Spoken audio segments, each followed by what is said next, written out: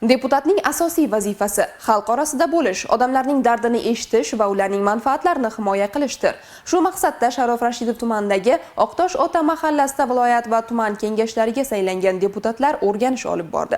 Aholi xonadonlarda bo'lib, fuqarolar bilan ijtimoiy infratuzilma, yo'l, elektr energiyasi, ichimlik suvi ta'minoti va obodonlashtirish ishlarining borishi bilan tanishishdi. Amaldagi qonunchilikka ko'ra deputat saylovchilar bilan doimiy aloqada bo'lishi, murojaatlarni o'rganishi, hududdagi muammolarni aniqlab, ularni hal etish yuzasidan tegishli tashkilotlarga deputatlik so'rovi va takliflarni kiritish belgilangan. Shunga ko'ra Sharof Rashidov tumanining Oqtoshota mahalla fuqarolar yig'inidan saylangan deputat fuqarolar bilan doimiy muloqotni yo'lga qo'yib, hududdagi kamchiliklarni aniqlab, uni bartaraf etishga erishmoqda. Jumladan fuqarolarni qiynab kelayotgan yo'l va elektr ta'minoti bilan bog'liq muammolar bartaraf etildi.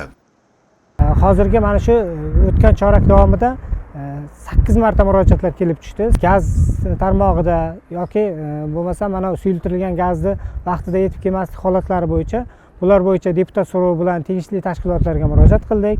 Vaqtida hammasi yechib borilyapti. Deputatlik vakolatidan foydalanib tegishli tashkilotga, tuman elektr tarmoqlari korxonasiga deputat so'rovi bilan murojaat qildik. Bular vaqtida deputat so'roviga 10 kun muddatda javob berdi va qonunchilik doirasida mana hozir olib kelib, sip kabellarni aholiga o'rnatib berib, amaliy yordam berib, ishlarni hal qilib beryapti.